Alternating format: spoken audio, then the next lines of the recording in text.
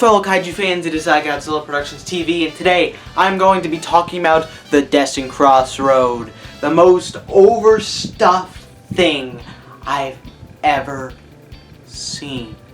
I mean, my man Sakamoto, he just took everything, just mashed it all together. It's too much. I don't think I've ever been so physically exhausted watching something. I don't think my brain has ever been so fried after watching something. Oh boy, it was something else. It was something else. And before we start this, just because I don't think I've ever really said in a video what I thought of the Absolute Conspiracy, I love the Absolute Conspiracy. Now, do I love the Destined Crossroad? No. Then let's talk about that. So first, I want to start with the bad, get the bummer out of the way, all the big bummers, and then we'll talk about what I did like, because it was a wee little bit, just a wee little bit that I did like. A little bit, like a really, really small bit, like minuscule, like spoilers.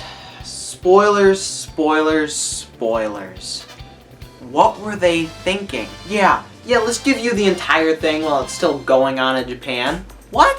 When I woke up this morning and got on my phone, went on YouTube, what was literally everything? Clips from this. Why would they do that? Why would they release the whole thing to us? It's kind of like, we have the power of payback now. After them spoiling literally all of Shin Ultraman for us, now we could spoil literally all of this. But you know what? I'm not in Japan. I don't care. What I do care about is that intro song spoiling everything. Okay, I did not experience this myself, as soon as the thing had started, I'm like, oh, I've already seen this. I'm gonna go take my freezing cold shower. So I missed this. But the intro spoiled Mebius Infinity, Red Ultraman Zero, Noah. Are you kidding me? Those would have been awesome reveals to see. The 1,000 people who were watching that were probably devastated with them. No! I am so glad I took my freezing cold shower and missed that, because I would have or come for someone. I would have. Yeah, I thought that was a little kind of very stupid.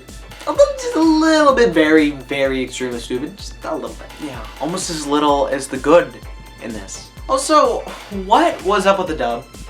Yeah, what was going on with that dub? I'm sorry, Absolute T-Tan? You're an English dude and you're pronouncing Titan T-Tan? No, you're not. No, you're not gonna do that. What the heck? The dub, all things considered, the dub was pretty good. Most of the time when you're watching like Ultraman, ooh, what am I listening to? It was fine, I guess. You can listen to it without your ears bleeding. You're hiring a dubber who doesn't know how to say Titan? Am I dumb? Am I missing out on that's really how you say that word? T-Tan? Nuh-uh, you're not about to tell me that. You're not, that's not how you say it. That is not how you say it. That makes about as much sense as this thing. Yeah, what is this? I don't know. Also, the fights. Those fights were kind of really bad. Like, kind of actually, like, really, really bad. In hindsight, it makes sense. So I was watching leaked episodes of it for the 4 episodes that the Japanese people got. I watched those 4, and I'm sitting here like, oh my god, this is awful. I can hardly watch this. Why is it so bad? Why is it so bad? Why are these fights? The Absolute Conspiracy. Fights were awesome. They were awesome. Yeah, all things considered. These? Sakamoto's supposed to be like the genius, like, fight guy. Was he asleep? Was he asleep the whole time? Did he just get the intern to do it for him because he was feeling too lazy? I don't know. But in hindsight, looking back now, seeing it all together, 2 hours of straight fighting, it makes a little bit of sense that they're gonna suck, because it's 2 hours of straight fighting. That's a lot to choreograph. So, all things considered, they're serviceable. But that brings me to another point. Why all the fights? Why all the 2 hours of fighting in one movie? No! Oh my god, there was so many times. It was just unnecessary fights. It would have been nice to get one break from a fight. I mean, even when there's Rex fighting and they're in the land of light, they're in the training area and you see fighting in the background. Ah! It's overwhelming. I think like the biggest point when they could have like chilled with the fighting, and I think it would have been awesome. Built suspense, really built up where we're the Absolutian planet. That thing. See, you gotta remember what it's called. It was just, they show up and then Tartarus sends the dudes out and they fight. Yeah, I don't know about that. I feel like they could have like explored the planet a little bit and like tried to hide from them instead of, oh, they're there, let's fight now. Let's have a fight here. Ooh, new location. It didn't feel like they were even really there. You could tell it was just in front of a green screen. And that brings me like to practical stuff. In the Absolute Conspiracy, there was practical shots with practical props, real skies, instead of 100% green screen. Again, it's really long, probably didn't have the time, but I don't know, like, in the end fight, there's some really nice 3D track shots. Could we not get that on the Absolutian planet? This got me fuming. Okay? The treatment of the characters. What? Ultraman Zerth. They made him incompetent. An incompetent joke. Yeah, his movies are goofy. He's goofy. But he's not an idiot. I mean, he's kind of an idiot. But he's not an idiot when it comes to, like, fighting.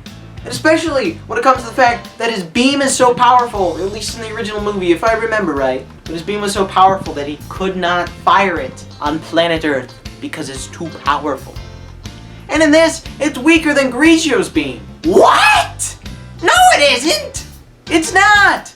Zerth is a decently powerful Ultraman. He's just kind of goofy. And in this, he went goofy, stupid, and incompetent.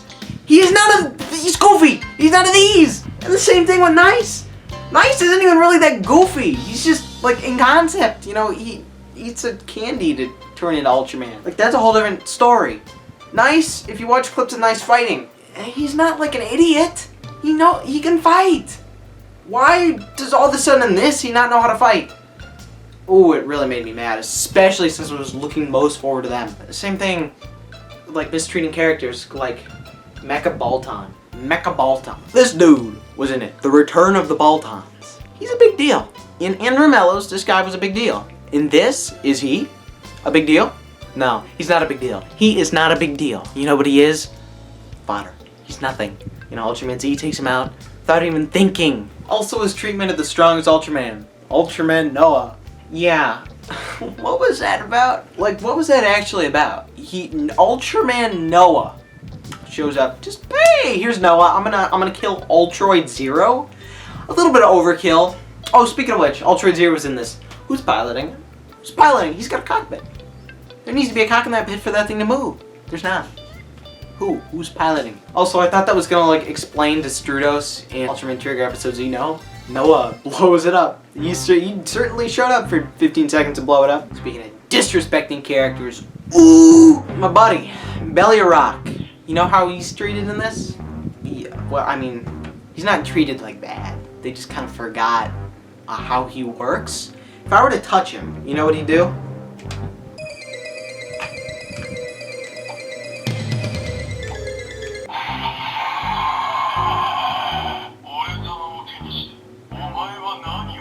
He's supposed to say that. Is mine broken? God, I hope not. Anyway, yeah, he's supposed to say that. Did he say that when Belial grabbed him? No, he did not. So, yeah, I guess he just doesn't do that anymore. Yeah, just not anymore. I don't feel like it anymore. Okay, thanks, Sakamoto. Tiga Dyna Gaia. Yeah, throw him in the intro, hype it up. I didn't care. I knew it was gonna be Gamma Illusion. But why would you do that? Like, why would you actually do that? Why would you solidify them? Why would you do that though? Like, seriously? Why would you? Why would you, just here they are. Oh, beam explosion. Oh, beam explosion. Why? Why would, explain it? Why would Gamma Illusion solidify? Why would they do that? You can't just have that happen for no reason. And again, I don't really care, but I know a lot of other people were like, oh my god, Ultraman Tiga Dyna Gaia are gonna be in this! No, they're not. So what was up with Grigio in this? I know I touched on this a little bit, her beams somehow being powerful than Zerth. What was up with her and Gina Spectre? Yeah, what was going on with that? Oh, what was going on with that? Oh hey, you're a fellow woman? Oh man, we're in love now. Pretty much. Speaking of weird character choices, kind of forced stuff when all the secondary Ultras were together. Reminds me of a little scene from Avengers Endgame. There's no real reason they're all together. You know, Xenon's got his thing to rip the portal open. You know who else does? Max. Where's Max? He's not a secondary Ultra though. Those were fine. You know what? I'm gonna be honest. Secondary Ultras all being together were fine until Justice showed up. Until Justice just had to be like, oh, I'm here now. Yeah, I'm with you guys now. Okay, why are you here? Because Cosmos is here. Okay, that makes sense. Yeah, but why with them? Why with them? Shouldn't you go, like, to the Land of Light or something? Not just, oh, I'm immediately just showing up, joining this mission. I decided that I'm gonna join you. Even though I was not recruited for this, I'm just gonna join you. I'm with you now. This is who? Why are you here? No. Oh, I forgot. It's because, like, those kids watching us, you know, in the other dimension when we're a TV show. Yeah, they find this a little neat. That's why. Duh! More weird character choices. Ultraman Zero, he's just red now. He's red now. Forget the blue. Yeah, forget the blue, you know. His mom, you know, where he got the blue from. Oh, she's a blue one. Oh, we can't have any of that. To awaken again and be powerful. Get rid of that nasty blue side. Sakamoto, what are you trying to say? Yeah, it's the cool Ultra 7 AX reference from the concept art. It was still kind of neat though, seeing that happen in real time. You know, Ultraman Zero getting his 20th new form. Well, it was pretty cool. Speaking of new forms, Deathseum Rise Claw. I don't know how I feel since it's technically supposed to be a new form. I don't know how I feel like breaking the Alpha Beta Gamma Delta thing. Yeah, what? Why? No, don't do that. Don't ruin that, Sakamoto. Please tell me that's not gonna be like a real form. It had the card. Should just be powered up Delta Rise Claw. That's all it should be. It should not be Deathseum Rise Claw. And also, if this dude, if it's because of him that he got that, and it has nothing to do with like the Belial Atrocious inside that form, does that mean we could get like Deathseum Smash, Deathseum Edge, Deathseum Future? Cause that'd be kind of cool. Maybe think about that, Sakamoto. If you're gonna give me fan service, give me Deathseum Smash. And I've heard something that like kind of really bugged me. Why is there all of a sudden an Absolutian Lord? Like I thought their whole thing with needing power for their planet or whatever, that's why they need the Land of Light. I thought that was cool. I thought that was neat. I thought that was original. I thought that was great. Why is there a Lord now? Why are like, we're evil because someone else is evil now? That's kind of dumb. That's kind of dumb. That's kind of really dumb, and especially if the Absolutian Lord in that picture, you know how there's one that's still like we don't know. Why is the huge deal like the Lord on the like bottom, like the bottom right or whatever? And also something like especially stupid was how the trigger crossover that this set up makes no sense. Okay, because Reboot Tartarus gets sucked into the portal to the Trigger's dimension. They see Trigger fighting Chimera. It's probably like, you know, episode 11 or whatever. And then later, Ultraman Z is going to, you know, drop Haruki off at storage, which obviously is the setup to, you know, the episode 7 crossover. So did that portal send them into the future in that dimension? And then Z, when he gets sucked through the Bolton, that's a whole different time? Now, what did I think was good? The end fight. The end fight was pretty cool, I gotta be honest. That end fight was awesome. I love the location on Planet Blizzard. Yeah, it's called Planet Blizzard. I don't like the name, okay? That's not part of the good part. Yeah, end fight was cool. You know, I like the 3D stuff. I can't show it, but there was some 3D stuff on that planet. It was pretty cool. It was just neat, you know. It was just a cool location. You know, I like seeing like Mebius Infinity and all that kind of unfold there. You know, more Ultra Brothers tributes. Regulos! Forgot to talk about Regulos. His like kind of debut with his masters or whatever, or Cosmo Beast pals. You know, that was pretty cool. Seeing him and Leo and Aster do stuff, awesome. You know, I love Regulos. I think he's gonna be great. I can't wait to hear more about his story. I feel like that's what, you know, the Destined Crossroad should have been more about is his story with that instead of just fight! You know? Overall, I have to give the Destined Crossroad a 3 out of 10. It definitely wasn't like super good, like at all. It was pretty bad. Could have used a lot of work in terms of not being a huge fan fiction by Sakamoto. Could have used a lot of work in the fight department, especially just having less. You know, I think, you know, if 4 like doesn't do this again and goes more back to the absolute conspiracy route, it'll definitely be better, and that's what I hope for and look forward for. This has been Godzilla Productions TV. Don't forget to like, comment, and subscribe. And I'll see you guys next time. Also, check out my Instagram. And then I'll see you guys next time. Okay, bye.